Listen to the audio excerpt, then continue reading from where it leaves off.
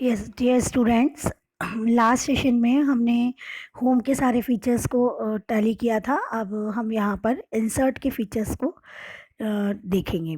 Insert पे जब आप क्लिक करेंगे तो आपको यहाँ सबसे पहले दिखाई देगा पेजेस में कवर पेज।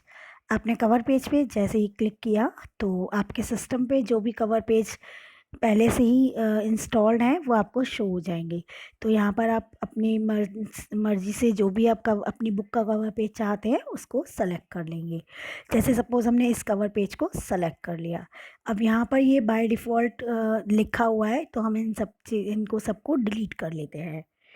तो आपने इन सबको डिलीट कर लीजिए। तो हमने बताया था आपको जो भी आप पोर्शन को डिलीट करना चाहते हैं तो सबसे पहले आप उसको उन सबको सेलेक्ट कर लीजिए। तो जैसे ही आपने ये सेलेक्ट किया तो आपके डॉक्यूमेंट से ये जो पहले जो भी लिखा हुआ है वो सब डिलीट हो जाएगा।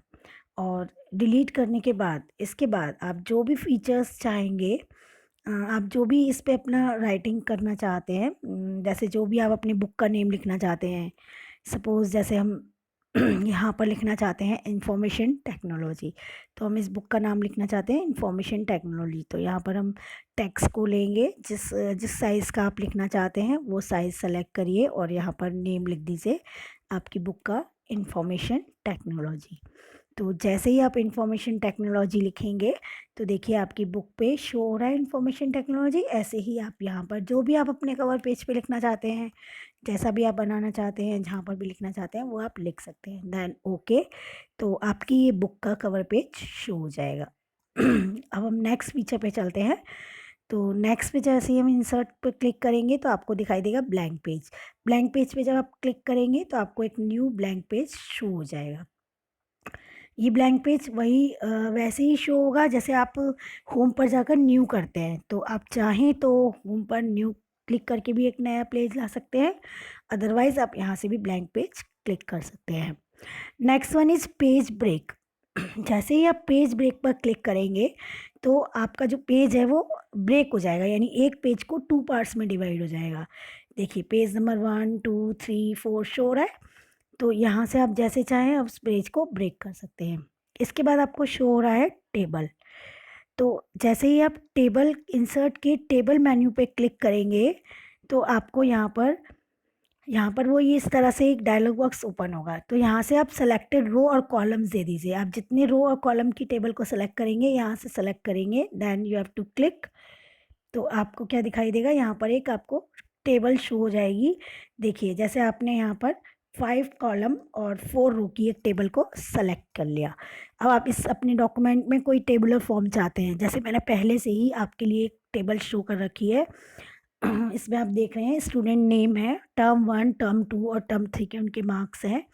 और हमारे पास 4 स्टूडेंट लिस्टेड हैं इसमें, अंजू, अनामिका, छवि एंड चारू।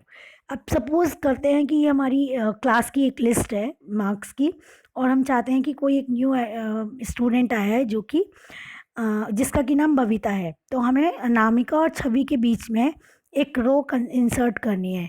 अनामिका और छवि के बीच में एक रो इंसर्ट करनी है। तो हम यहाँ पर राइट क्लिक करेंगे, then you have to click on insert. Insert पे आप क्लिक करेंगे, वो पूछेगा आपको क्या इंसर्ट करना है। अगर सपोज़ आपको कॉलम करना है तो कॉलम करिए, रो करना है तो रो।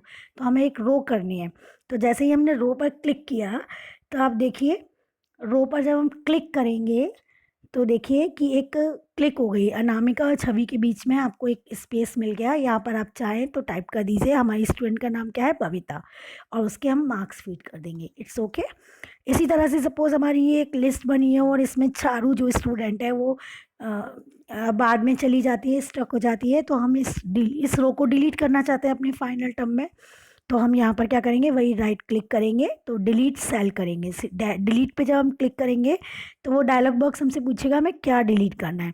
तो हमें जिस रो को भी डिलीट करना है तो हम यहाँ एंटायर रो, देन ओके, तो आपका वो डिलीट हो जाएगा। तो देखिए चारू का डिलीट हो गया, डॉक्यूमेंट से आपके इस टेबल से चारू का जो लिस्ट आउट थी वो डिलीट हो गई। तो इस तरह से आप इसमें सारे फीचर्स यूज़ कर, इसमें वो सारे फॉर्मेटिंग टूल्स भी यूज़ हो जाएंगे जो आपने last home menu standard tool bar पे सीखे थे। इसके बाद फिर हम नेक्स्ट आते हैं पिक्चर्स। जैसे ही आप पिक्चर्स पे क्लिक करेंगे तो देखिए जैसे ही आपने इंसर्ट किया पिक्चर पे तो आपकी लाइब्रेरी में जितनी भी पिक्चर्स हैं, जैसे आपकी आपकी जो सिस्टम है उसमें जो भी सैम्पल पिक्चर्स फीड होंगी, आपको उसकी एक फ़ोल्डर दिखाई दे रहा है, जिस पर आप क्लिक करेंगे तो आपको रिलेटेड सारे पिक्चर्स दिखाई दे जाएंगी। तो वहाँ पर आप अपनी सेलेक्ट कर लीजिए जिस पिक्चर को आप अपनी डॉक्यूमेंट में इंसर्ट करना चाहते हैं। देन इंसर्ट इंसर्ट पे क्लिक करिए, तो वो पिक्चर आपके डॉक्यूमेंट में इंसर्ट हो जाएगी। इसके बाद आप इस इंसर्ट के साथ आप स्टाइल्स लगा सकते हैं, इसके साइज़ को कम छोटा कर सकते हैं, इसको शेप्स को चेंज कर सकते हैं। ये आपके फॉर्मेटिंग टूल्स हैं जो आप पहले भी यूज़ कर चुके हैं। देखिए जैसे हम स्टाइल्स दे रहे हैं तो कई पिक्चर्स की स्टाइल में चेंज हो रहा है, इफेक्ट चेंज हो रहे हैं। तो ये आप पर डिपेंड करता है कि आप किस टाइप की पिक्चर्स को अपने डॉक्यूमेंट में इंसर्ट करना चाहते हैं। अब इससे नेक्स्ट हम चलते हैं, दैट इज़ क्लिप आर्ट। जैसे ही आप क्लिप आर्ट पे क्लिक करेंगे तो आपको यहाँ पर एक शो होगा। क्लिप आर्ट पे जब आपने क्लिक किया तो देखिए क्लिप आर्ट साइड में एक ऑप्शन शो हो रहा है जिसमें लिखा हुआ है सर्च फॉर।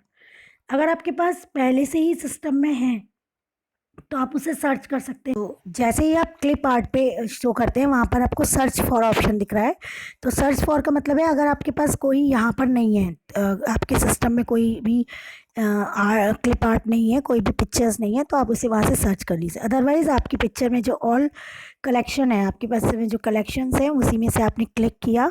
जब आप क्लिक करेंगे तो आपको जो भी आपकी पिक्चर्स हैं जिनको इंसर्ट कराना है यहाँ से सर्च कर लीजिए और उस पर क्लिक करके जब आप क्लिक करेंगे तो देखिए आपके उस पेज पर वो पिक्चर शिफ्ट आ गई है। अब इसके बाद आप इसे रोटेट कर सकते हैं, रीसाइज कर सकते हैं, आप जैसा भी चाहें इसको कर सकते हैं। इसके बाद नेक्स्ट इंसर्ट पे जब आप क्लिक करेंगे तो आपको नेक्स्ट ऑप्शन दिखाई दे रहा है शेप्स। शेप्स का मतलब क्या है, जब आप शेप पर क्लिक करेंगे तो जैसे ही आप शेप्स पर क्लिक करते हैं तो आपको बहुत सारी शेप्स दिखाई दे रही हैं, वो शेप्स जो कि आपके सिस्टम पे नहीं है या कीबोर्ड पे नहीं है। तो आप कोई भी शेप को लीजिए और उसको क्लिक करके अपने डॉक्यूमेंट में ला सकते हैं। इस शेप के साथ जैसे ही आप शेप आपकी स्क्रीन पे आएगी, इसके साथ आप उस शेप को कलरिंग दे सकते हैं, अलग अलग शेड्स दे सकते हैं, उनके इफ़ेक्ट चेंज कर सकते हैं, उसमें शेडेड डाल सकते हैं, शैडो ड्रॉप डाउन कर सकते हैं। तो ये आपके सारे फीचर्स हैं जो आप उन शेप्स के साथ कर सकते हैं। तो आप अपने डॉक्यूमेंट को जितना मीनिंगफुल बनाना चाहते हैं वो वैसे कर सकते हैं। ओके, नेक्स्ट वन इज़ जैसे ही आपने इंसर्ट पे क्लिक किया आपके पास एक और ऑप्शन होता है स्मार्ट आर्ट। स्मार्ट आर्ट का क्या यूज़ होता है, जैसे आपने देखा हो कि जब आप अपने बुक्स में पढ़ते हैं, साइकिल्स के बारे में पढ़ते हैं, तो बहुत सारी अलग अलग साइकिल्स होती हैं। जैसे हमने एक छोटी क्लासेस में पढ़ा था फ्रॉग लाइफ साइकिल। जब फ्रॉग की हम लाइफ साइकिल पढ़ते हैं तो हमें वहाँ पर लाइफ साइकिल को अलग अलग वे होते हैं, तो उस तरह से जब हम क्लिक करेंगे तो आपको इस तरह से एक लाइफ साइकिल शो होगी। अब जिसको आप सेलेक्ट करेंगे उस पर आप क्लिक करके ओके करिए। तो जैसे ही आप क्लिक करके ओके करेंगे तो आपको एक लाइफ साइकिल शो होगी। अब जहाँ जहाँ यहाँ टैक्स लिखा हुआ है आप उसको वहाँ पर टैक्स पे क्लिक करिए और कुछ भी जो भी आपका टेक्स्ट है वो शो कर लिख दीजिए। ऐसे ही आपने सारे टेक्स्ट को लिख दिया। तो जैसे ही सारे टेक्स्ट को लिखेंगे तो सारे टेक्स्ट को लिखने के बाद जब आप क्लिक करेंगे तो आपको लाइफ साइकिल अपनी कंप्लीट दिखेगी। जैसे आपको फ्रॉक का लिखना है तो फ्रॉक के बारे में लिखिए, तो इस तरह से आपको ये पूरी लाइफ साइकिल शो हो जाएगी। ओके, नेक्स्ट वन इसके बाद है चार्ट। चार्ट का क्या मतलब है, जब आप चार्ट को क्लिक करेंगे तो आपके पास यहाँ बहुत सारे चार्ट शो होंगे। वैसे हमारे पास चार्ट के लिए एक डाटाबेस के लिए हमारे पास एक अलग एप्लीकेशंस है ओपन ऑफिस कैल्क, उसके बारे में हम अभी आगे बात करेंगे। लेकिन यहाँ पर चार्ट का एक ऑप्शन दिया है, इन केस आपको अपने डॉक्यूमेंट में चार्ट के बारे में कुछ भी डिस्कस करना है, कोई भी शो आउट करना है, तो आपने कोई भी चार्ट को सेलेक्ट कर लिया। सपोज़ आपने पाई चार्ट को सेलेक्ट किया, तो जैसे ही आपने पाई चार्ट को सेलेक्ट किया आपको पाई से रिलेटेड बहुत सारे चार्ट शो होंगे। आपने जिस फॉर्म में आपको सेलेक्ट करना है आपने क्लिक किया, देन ओके। जैसे ही आप ओके करेंगे तो आपको सपोज़ आपकी ये एक डॉक्यूमेंट फाइल थी सेल्स की, जिसमें फर क्वार्टरली, सेकंड क्वार्टरली इनके डेटाज दिए हुए हैं। तो जब आपने यहाँ देखा तो इस चार्ट से रिलेटेड, इस डेटाबेस से रिलेटेड आपके पास ये पाई चार्ट शो हो गया है। ओके, तो आप इसके साथ इसको भी शो कर सकते हैं। तो यस स्टूडेंट्स, अभी हमने ये सारे इंसर्ट के और फीचर्स देखे जो कि आपने कवर किया, सर्ट के फीचर्स को कवर किया हमने। अब हम इसके नेक्स्ट वाला फीचर है header and footer and page number. जैसे ही आप हेडर पे क्लिक करते हैं, इसके लिए पहले हम हेडर पे जब हमने क्लिक किया तो यहाँ पर आप उससे वो पूछेगा किस टाइप का हेडर चाहिए। सपोज़ 3 लेटर्स का, अंडरलाइन का, हमने फर्स्ट पे किया। जब आप फर्स्ट पे क्लिक करेंगे तो वो आपसे पूछेगा कि इस हेडर पे क्या टेक्स्ट लिखना है। सपोज़ हमें यहाँ पर लिखना है सेशन 1, तो हम यहाँ पर टेक्स्ट टाइप कर देंगे सेशन 1। अब ये जो सेशन 1 है वो आपके हर पेज के हेडलाइन पे आएगा। ओके, आप इसके साथ वही फॉर्मेटिंग टूल्स भी यूज़ कर सकते हैं। आप चाहें तो इसके साइज़ को थोड़ा-सा इंक्रीज़ कर सकते हैं। तो अब आप सेशन 1 को जब नेक्स्ट हर पेजेस पे देखेंगे तो आपकी ये सेशन 1 आपको हर पेज पे शो होगा, पेज नंबर 1, 2, 3, 4 सब पर। इसके बाद आता है हेडर के बाद आता है फुटर। तो आप फुटर पे क्लिक करेंगे। फुटर मीन्स कि आपके पेज के बॉटम साइड पे आपके पास क्या लिखना है। कई लोग इस पे आपने देखा है कई बुक्स में यहाँ पर पेज नंबर डाला होता है, कई बुक्स में लोगो भी डाला होता है। सपोज़ हमें यहाँ पर डालना है यूनिट 1, तो हमने फुटर फुटर पे क्लिक किया और उसके बाद उसने हमसे पूछा तो हमने यहाँ डाल दिया यूनिट 1। तो जैसे ही आपने यूनिट 1 आप यहाँ लिखेंगे यूनिट 1, तो यहाँ पर आपको शो हो रहा है यूनिट 1। तो जब आप यूनिट 1 को देखेंगे तो देखिए मैंने आपसे बोला था ना कि हेडर आप जब भी सेकंड पेज डालेंगे तो भी देखिए सेशन 1 दिखाई दे रहा है। इसी तरह जब आप और पेजेस को नीचे क्लिक करेंगे तो आपको बॉटम साइड में लिखा होगा यूनिट 1, वो आपका हर पेज पे आएगा। तो टॉप मोस्ट पेज पे आया आप सेशन 1 और बॉटम पेज पे आया यूनिट 1। तो that is a feature of header and footer. इसके बाद आता है पेज नंबर। अब पेज नंबर आपको सेलेक्ट करना है, आपको कहाँ डालना है। तो हम यहाँ पर इंसर्ट पे जाकर हेडर और फुटर के पास ही आप देखिए लिखा हुआ है पेज नंबर। तो पेज नंबर इसमें है, चॉइस है आपको टॉप ऑफ द पेज डालना है या bottom of the page. Suppose हमें टॉप ऑफ द पेज डालना है, तो हमने top of the page click किया। तो अब देखिए जब हम अपने पेजेस पे जाएंगे तो यहाँ पर आपको सब पर पेज नंबर डाला होगा। ये थोड़ा सा इसका साइज़ इंक्रीज़ करके कर लेते हैं क्योंकि हमें यहाँ पर साइज़ नहीं दिखाई दे रहा। तो देखिए यहाँ पर ये पेज नंबर 4 शो हो गया। अब आप और ऊपर जाएंगे, नीचे जाएंगे, आपको पेजेस नंबर दिखाई देंगे।